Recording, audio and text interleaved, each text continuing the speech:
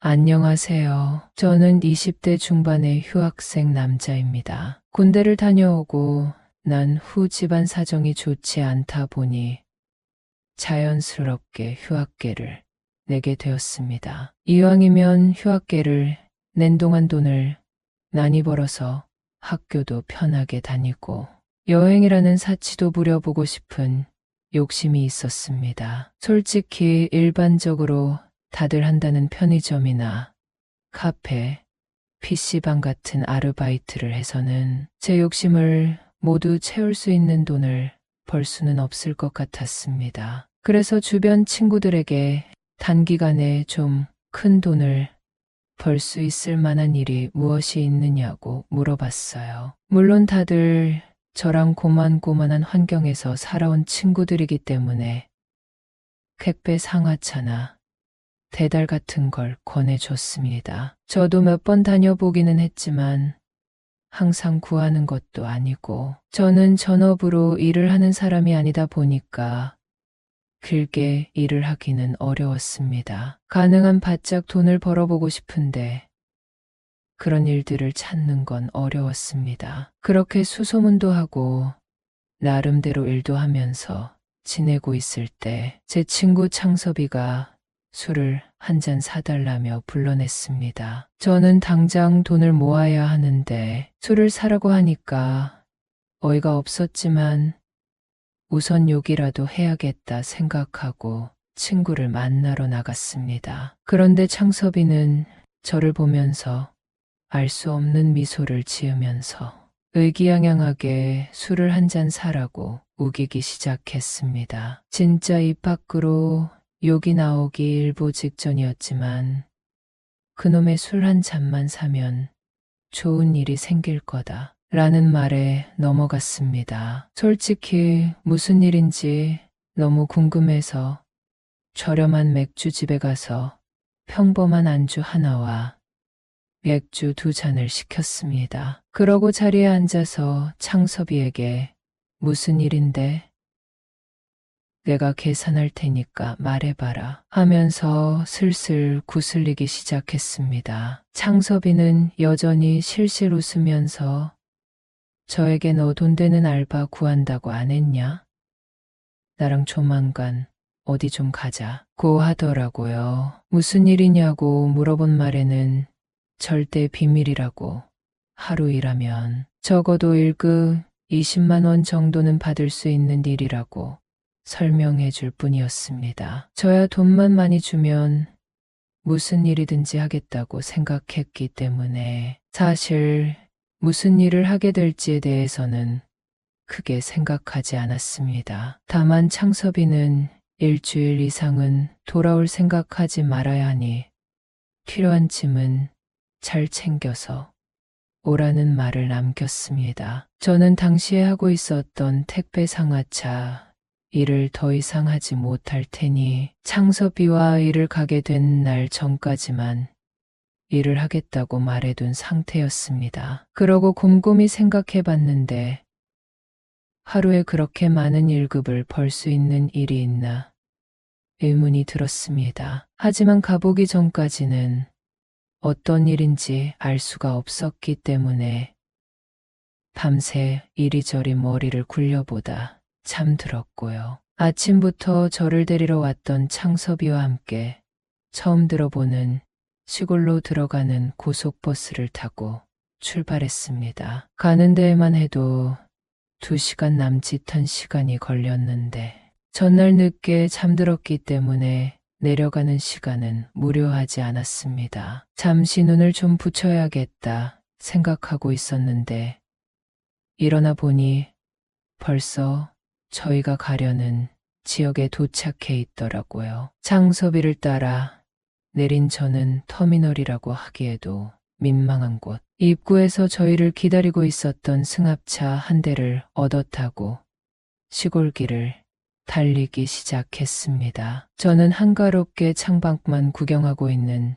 창섭이의 옆구리를 쿡쿡 찌르면서 야, 여기 진짜로 일하는 곳 맞냐? 라고 물어봤습니다. 제가 물어본 것에 의미를 알아챈 창섭이는 여유로이 웃으면서 그럼 안 좋은 일 당하러 가는 거겠냐?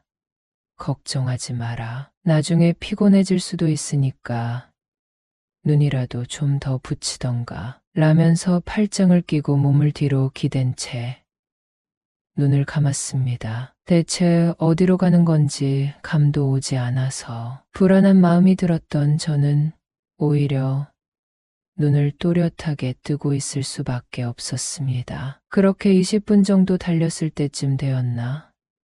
승합차가 그냥 시골길에 멈춰 섰고 조수석에 타 계시던 분께서 문을 열어주셨습니다. 다 왔어요. 내리세요. 라고 말하면서요. 저는 어리둥절해서 짐을 들고 내리려 하는데 안내해 주시는 분께서 저를 제지하면서 짐은 두고 내리세요. 숙소에 저희가 갖다 놓을 거니까 라고 하셨습니다. 그 순간에서 제가 뭐라고 반항을 하겠습니까?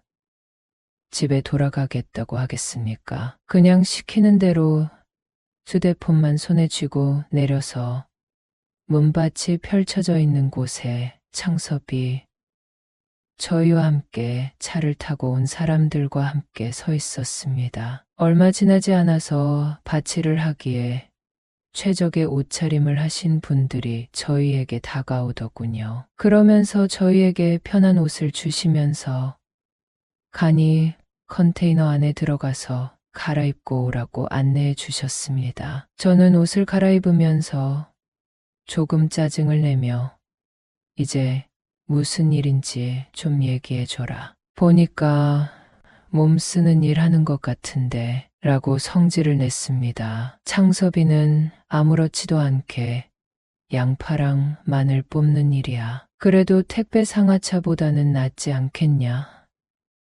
라고 설명해 주고는 먼저 컨테이너를 나섰습니다. 저도 그제서야 왜 이렇게 깡 시골까지 내려와야 했는지 이해가 되더라고요. 그날은 어떻게 됐냐고요?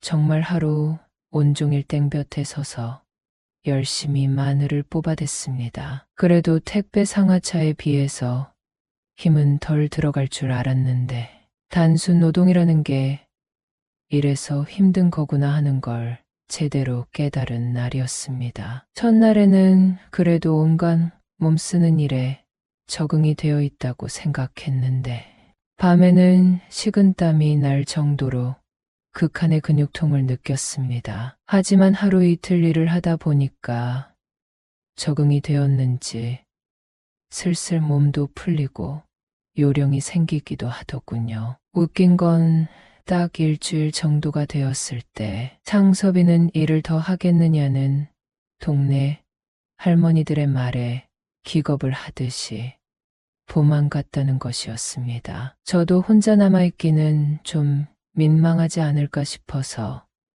창섭이에게 조금이라도 더 하고 가라고 잡아봤지만 소용도 없더라고요. 그래서 저는 연고도 없는 깡 시골에 혼자 남아서 나늘이며 양파를 뽑는 일을 하게 되었습니다. 저와 함께 투입된 인원들 중에서 저 혼자 유일하게 저는 더 하고 싶습니다. 하고 패기 있게 외쳤습니다. 할머니들께서는 어느 정도 저와 안면이 트이기도 하였고 요령도 부리지 않고 일을 해서 그런지 제가 남겠다고 했을 때 굉장히 좋아하시더군요. 하지만 며칠 지나지 않아 절더러 이제 자리를 옮겨서 일하게 될 거야 라고 하셨습니다. 저만 콕 집어 이야기를 하시기에 저만요? 하고 물어봤죠. 작업 한정격이셨던 아저씨께서는 그 집에서 좀 일을 해본 사람이 필요하다고 해서 그 집 가면 일당은 25만 원씩 챙겨줄 거야 라고 설명해 주셨습니다. 일주일에 하루를 쉬니까 주에 30만 원 정도는 더 들어오는 셈이니 저로서는 마다할 이유가 없었습니다. 그래서 아저씨가 알려준 길을 쭉 따라 걷다 보니 저를 먼저 마중 나와 있는 한 중년의 여성분이 보였습니다. 언뜻 보기에는 50대 정도로 보이시는 분이셨는데 하나 기억이 남는 건 외모가 보통은 아니라는 생각이 들었다는 거였습니다. 몸빼 바지를 입고 계셨는데도 어쩌면 그렇게 귀티가 나시는지 이 동네 사람이 아니라 귀농을 하신 게 아닌가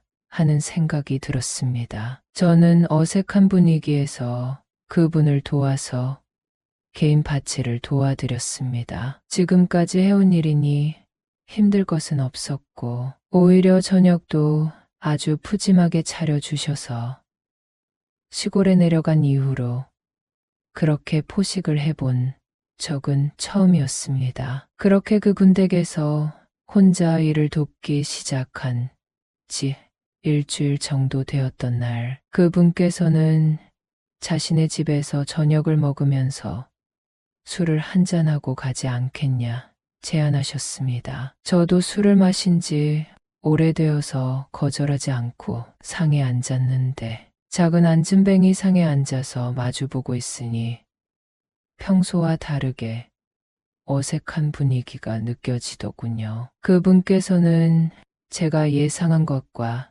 다르게 70이 다 되어가는 나이라고 자신을 소개하셨습니다. 아무리 봐도 10살은 더 어려 보이는 외모였기 때문에 적잖이 당황했습니다만 사실 나이가 50이라 하더라도 그렇게 곱게 나이가 드신 분은 없을 것 같아서 납득했습니다. 그분께서는 한두 잔 술을 기울이시더니 제 눈을 빤히 보기 시작하셨습니다. 처음에는 놀라서 상이 좀 좁네요 라면서 횡설수설했습니다. 하지만 그분께서는 제 말에 개의치도 않는다는 듯이 오히려 더욱 대담해지셨습니다. 저도 한두 달간 시골에 내려와서 일을 하다 보니까 그분의 의도를 확실히 알겠더라고요. 결국에는 상도 밀어놓고 남몰래 밤을 지새우고 말았습니다. 제가 숙소에 돌아오지 않자 다들 알만하다는 듯한 눈빛으로 저를 바라들 보시더라고요. 나중에 알게 된 사실인데 이렇게 내려와서 저 같은 일을 겪게 되는 사람들이 많다는 것을 알게 되었습니다. 제 입장에서는 돈도 벌고 평소에는 경험하지 못할 밤을 보낸다는 것도 좋아서 지금은 거의 반년째 눌러앉아서 흔히 말하는 서방 노릇을 하고 있는데요. 내년에는 휴학하여 학교로 돌아가야 하는데 2달 남짓한 이 시간이 속절없이 흐르는 게 너무 아깝기도 하고 한편으로는 섭섭함까지 느껴지네요. 아직 구독 누르지 않은 오빠들 구독 꼭 눌러주시고 지인들께 공유 부탁드려요.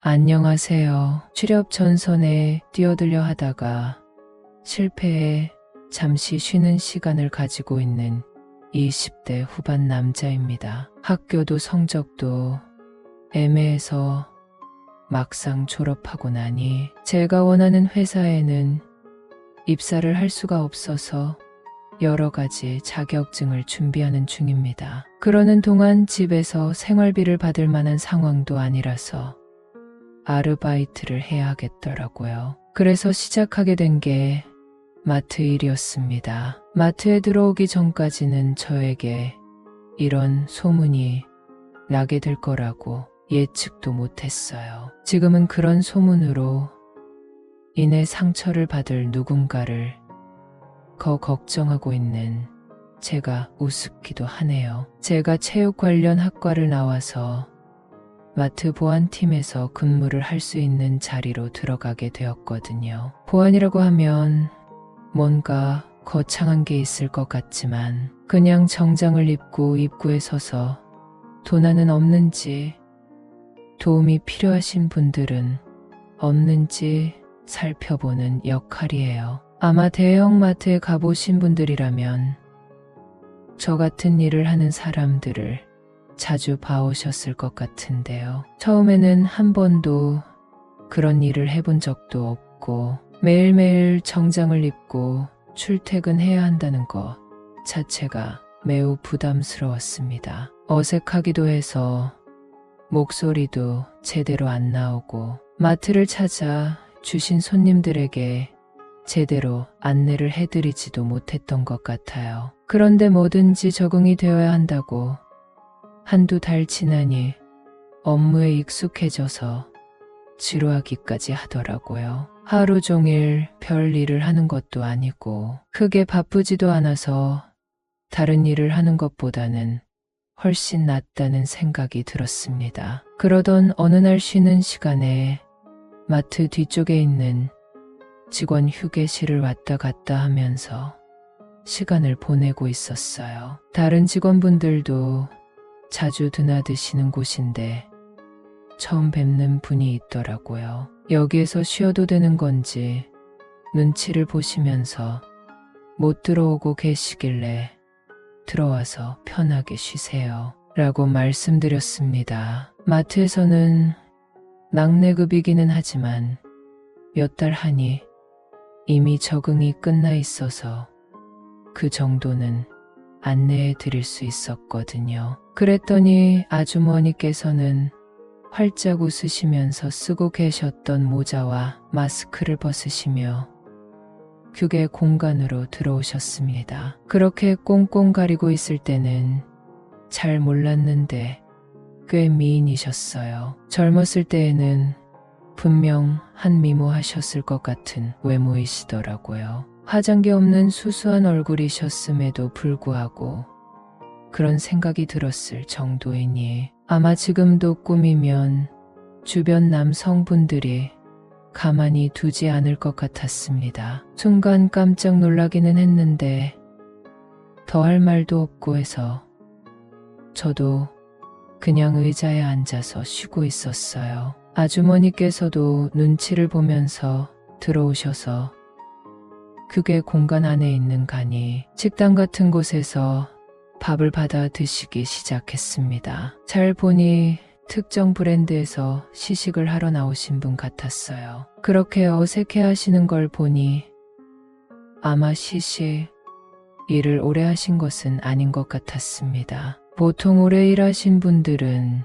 지점을 옮겨 다녀도 아주 익숙하게 행동하시는 경우가 많으시거든요. 저도 평소 같았다면 그런 분들께 전혀 관심을 가지지 않는데 이상하게 그 아주머니께는 시선이 계속 머물렀습니다. 주변 눈치를 보면서 굉장히 어색하게 굴고 계셔서 그런 건지 저와 나이 차이는 적어도 20살에서 30살 정도나 보였는데 그럼에도 불구하고 제 취향인 외모 때문이었는지 모르겠네요. 일을 하면서 자꾸만 눈길이 가서 생각보다 짧은 시간에 그분에 대한 많은 정보를 알게 되었습니다. 시식하는 이모님들끼리 나누는 이야기를 들어보니 이혼하고 혼자 살게 되셔서 일을 시작하신 모양이었어요. 지금까지는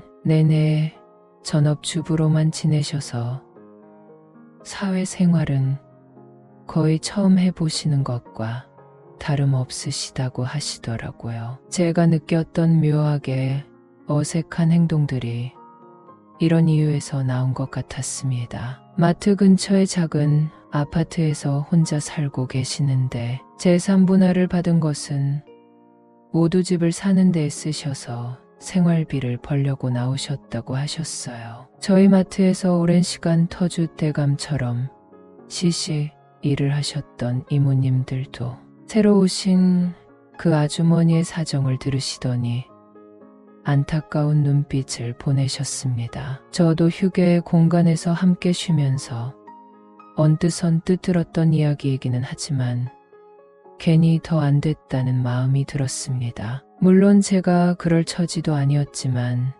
챙겨 드리고 싶다는 생각이 들었고요. 이렇게 자주 만나다 보니 그 아주머니 역시 저와 어느 정도 친분이 쌓였습니다. 이름이 경이라고 하셨는데 처음 통성명을 한 후 아주머니의 이름이 계속해서 머리에 맴돌았어요. 저도 부모님과 그렇게 사이가 좋은 편은 아니라서 제가 엄마 같다고 느끼는 건가 싶었을 정도로 묘한 느낌이 들더라고요. 이렇게 싱숭생숭한 마음으로 점점 장난도 편하게 치고 마주치면 안부 묻는 사이가 되었을 때쯤 퇴근 후 한두 시간이 그러고 난 후경이 이모에게 전화가 왔습니다. 얼른 방에 그냥 누워서 SNS를 하면서 시간을 때우고 있었던 중이었는데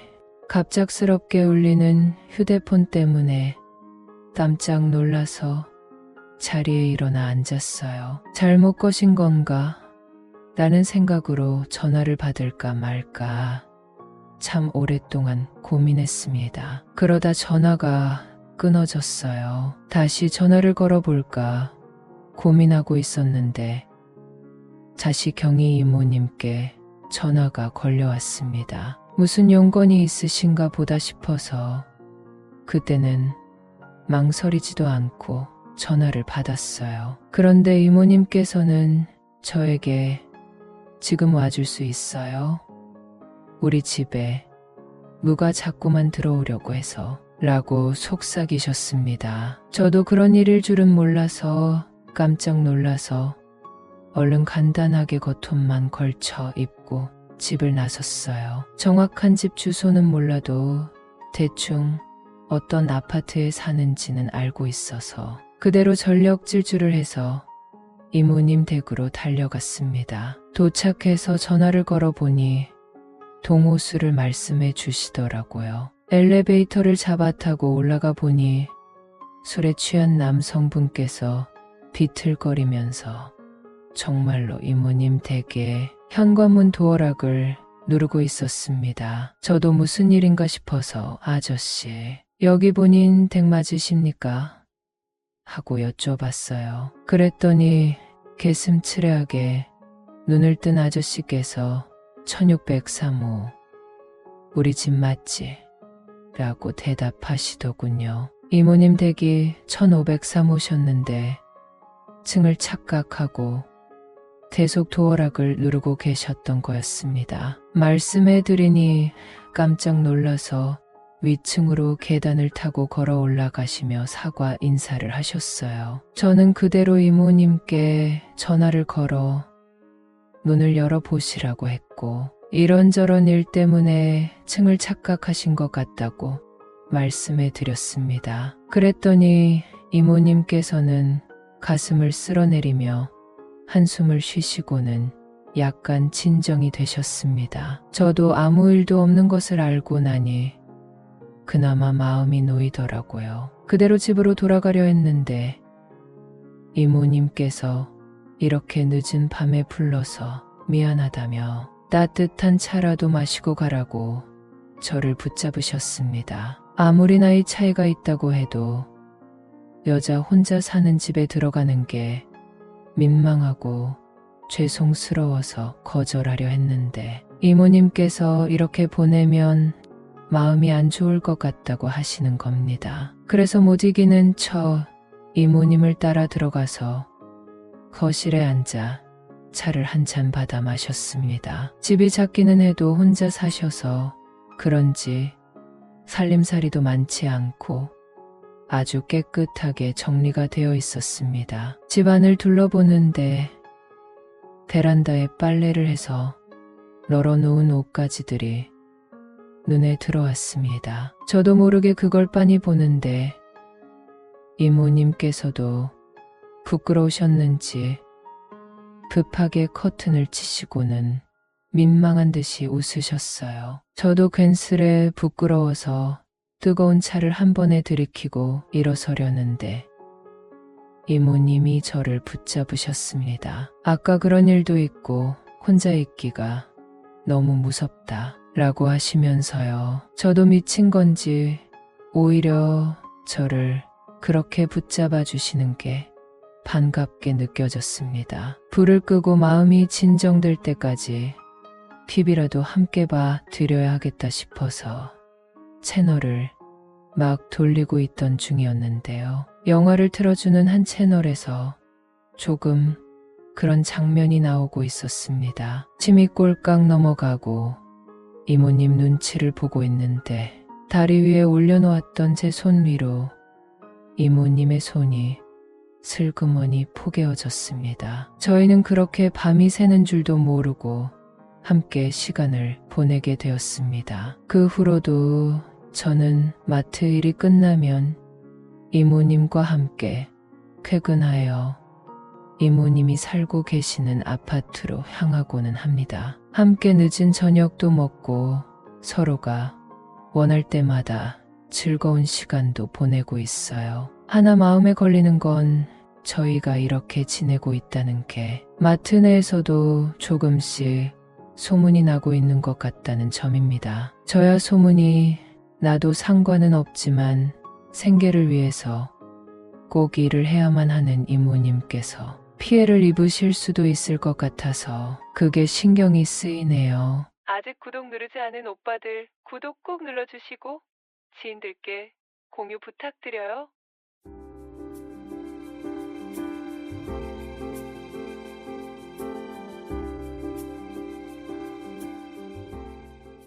안녕하세요.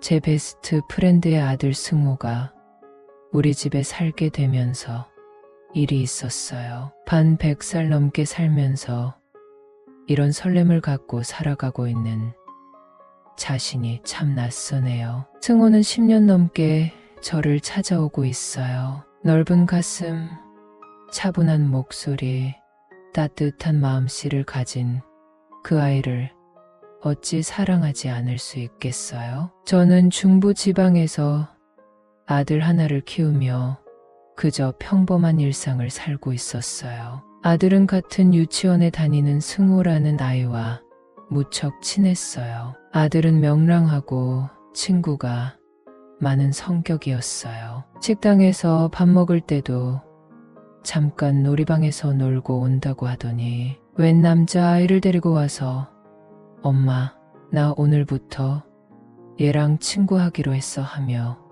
인사시킬 정도였어요. 타인에게 관심도 많고 늘 에너지 넘치는 아이라 집에 친구를 많이 데리고 왔고 주말이나 공휴일에도 친구들과 놀고 싶다며 약속을 잡아달라고 성화였어요. 아들 친구 승호는 좀 신중해 보이는 성격의 마음씨도 참 따뜻해 보였어요. 지나가는 길고양이는 집이 어디 있냐며 한참 시무룩한 눈빛으로 바라보기도 했고요. 승호, 엄마는 좀 나약하게 자라는 게 아닐까 걱정이 태산 같았어요. 유치원 마치고 우리 집에서 같이 놀린 뒤 생 블루베리를 줬더니 허겁지겁 먹고 수줍게 와서 접시를 내밀며 더 달라고 말하기도 했고요. 승호는 참 탐이 나는 아이였어요. 아들과 학창 시절에 쭉 사이좋게 지냈고요. 아들은 공부를 잘해서 서울에 있는 대학에 입학했습니다. 기분 좋은 지원이 이어졌죠. 다행히도 기숙사에서 살 수 있게 되었어요. 승호는 지금 살고 있는 지역의 국립대학에 합격했어요. 대학 입학 시기와 맞물려 승호네 부모님이 서울에 나련한 아파트로 이사를 가게 되었어요. 승호 부모님과 안면이 있는 터라 진하게 송별회를 했고요. 숫기 없고 내성적인 승호는 기숙사 생활하기가 부담된다고 했어요. 승호, 엄마는 언니네 집에서 살면 안 될까요? 승호가 언니 집에서는 마음 편하게 살 수 있을 것 같아요 라고 하더군요. 대학 합격과 동시에 승호 외할머니가 중고차를 한 대 뽑아주셨으니 승호가 도움이 될 일이 가끔은 있을지도 모른다고 하더군요. 저희 집은 시내에서 조금 떨어진 곳에 있는 주택입니다. 시아버지가 지으신 집인데 2층으로 되어 있어요. 마당에 강아지, 고양이들이 자유롭게 살고 있고 작은 텃밭도 있어요. 안 그래도 이런 환경 때문에 아파트에서 생활하는 아들의 친구들이 많이 놀러 오기도 했어요. 2층의 손님방을 비롯한 작은 부엌, 화장실, 작은 응접실도 있었고요. 새 식구가 사니 2층은 안 쓴 지 오래되었고요. 승호가 2층을 전용으로 쓸 수 있는 환경이었어요. 게다가 남편은 퇴직을 앞두고 서울로 학원을 다니면서 기술을 배우고 있었어요. 이 넓은 집에 혼자 사는 것도 무서우니 건장한 승호가 같이 살면 도움이 되겠다 싶었죠. 그렇게 승호는 우리 집에서 지내게 되었어요. 저와는 워낙 살갑게 지내던 아이라 학교 마치고 돌아오면서 전화로 아줌마, 오늘은 뭐 드시고 싶으세요? 하고 물어볼 정도였어요. 승호는 학교 생활은 재밌다고 했어요. 주말에 양꼬치 집에서 아르바이트를 하면서도 과에서 장학금을 놓치지 않더군요. 그런 승호가 정말 기특했어요. 승호는 집에서 살림도 곧잘 도왔어요. 제가 차려준 음식은 모두 잘 먹었어요. 그런 부분이 저에게 큰 힘이 되었어요. 승호는 가정교육을 정말 잘 받은 것 같았어요. 자기 방 청소며 세탁, 빈 그릇 정리까지 우리 아들과는 정말 비교가 많이 되더라고요. 같은 외동아이인데 승호는 눈치도 빨랐어요. 남편과 장을 보지 못했을 때 승호가 기사 역할도 했어요. 장 보고 택시 불러서 오면 된다고 해도 한사코 동행했어요. 어쩜 그렇게 자상하고 부지런한지 승호야. 넌 결혼하면 진짜 좋은 남편이 될 것 같아 하니 아줌마랑 하는 건 뭐든 다 재밌어요. 가며 아무렇지도 않게 대답했어요. 외아들을 객지에 보내놓고 아들 친구랑 살고 있으니 이 아이와도 정말 많이 친해졌다고 생각했어요. 달력에 가족 생일을 표시해 두었는데 승호는 그걸 기억하고 있더라고요. 남편 생일이 토요일이었는데 아침부터 주방에서 달그락거리는 소리가 났어요. 고소한 참기름 냄새도 났고요. 물을 마시러 갔다가 승호의 모습을 보고 엄청 놀라고 말았습니다. 승호는 미역국을 한 솥 끓여놓고 동태전, 잡채까지 해놓은 거예요. 가스불을 약불로 줄이고 식탁에서 엎드려 자고 있었는데 너무 깜짝 놀랐죠. 살짝 어깨를 치며 승호야, 이렇게 많은 음식을 언제 다 했어? 이제 올라가서 자. 아줌마가 마무리할게 했더니 샐러드만 만들면 돼요. 미역국은 2시간째 약불로 끓이고 있는데 조금 있으면 다 끝나요. 아줌마는 모른 채 하시고 다시 방으로 들어가세요. 제가 아저씨께 서프라이즈 해드리고 싶어서 그래요 하는 거예요. 하며 제 등을 밀었어요. 우리는 그날 승호의 깜짝 선물에 크게 감동했어요. 승호는 작은 쇼핑백을 내밀었어요. 아저씨 혼자 보세요 했고 남편은 멋진 지갑을 선물 받았다는 걸 알게 되었죠. 승호는 그동안 아르바이트해서 번 돈으로 용돈도 쓰고 직접 장까지 봐서 남편 생일상에 선물까지 마련한 것이었어요. 마침 생일이라 집에 왔던 남편은 승호의 선물에 감동했고 두둑하니 용돈도 챙겨줬어요. 아들 친구가 아닌 거의 아들같이 살갑게 지내는 승호에게 더 잘해줘야겠다는 생각이 든 날이었어요. 여름방학이 되어 승호는 자기 집에 가서 좀 쉬고 오겠다고 했고요. 서울에서 아들이 집으로 왔어요. 그런데 승호가 없는데 왠지 서운한 기분이 들었어요. 뭘 해주려고 하면 미리 다 해놓고 밤늦게 TV 보고 있을 때 허브차를 끓여와 같이 마시던 승호였으니 더 그런 것 같았어요. 2달간 승호를 못 보니 조금 아쉬운 마음이 들었는데 방학 끝나기 일주일 전에 집에 온 날 저는 승우를 보고 왈칵 눈물이 나더라고요. 반가운 마음, 그리운 마음이 한꺼번에 북받쳐 올라서요. 어리둥절한 표정으로 나를 바라보던 승우는 민망하게 울고 있는 나를 가볍게 한번 안아주면서 아줌마 생각 많이 했어요. 잘 지내셨죠?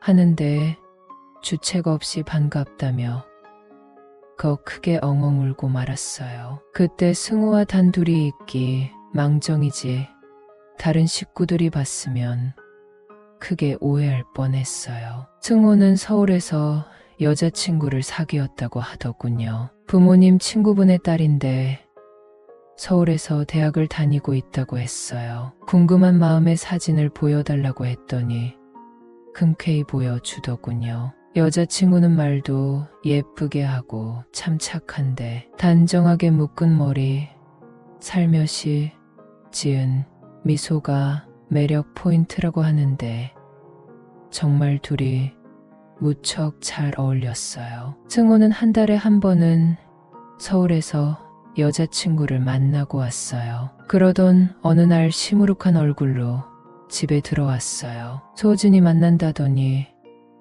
왜 이렇게 일찍 들어왔어?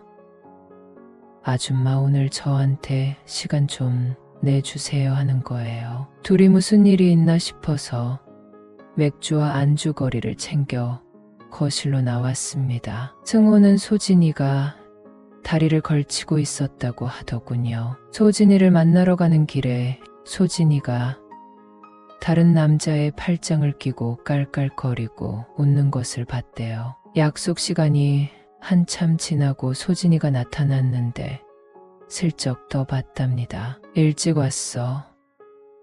나는 커피숍에서 커피 마시면서 너 기다렸어. 소진이는 그런 줄도 모르고 늦었다며 미안해 하더랍니다. 한 달에 2번 정도 보는 사이라 꼬치꼬치 캐묻고 싶었지만 참았대요. 그날 소진이는 사실 승호를 만나기 전부터 사귀던 남자친구가 있었고 정리하지 못한 채로 너를 소개받았다고 하더랍니다. 소진이는 지금 만나는 오빠와는 정리할 생각은 없다. 멀리까지 온 너에게 이런 말해서 미안하다며 자기를 마음껏 욕해도 된다고 했대요. 그날 소진이를 위해 반지를 맞춰갔는데 꺼내보지도 못하고 첫 연애를 이렇게 뒤통수 맞게 돼서 충격받았다는 승호에게 해줄 수 있는 것은 그저 승호의 푸념을 들어주는 것밖에 없었습니다. 승호는 첫 연애를 실패해서